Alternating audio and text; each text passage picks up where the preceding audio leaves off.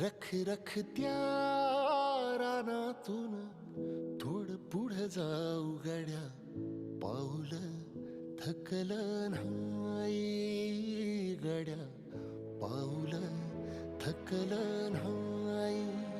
सुकलेल्या भाकरीला पाण्यासंग खाऊ गड्या, पाऊल थकलं नाही गड्या, पाऊल थकलं नाही.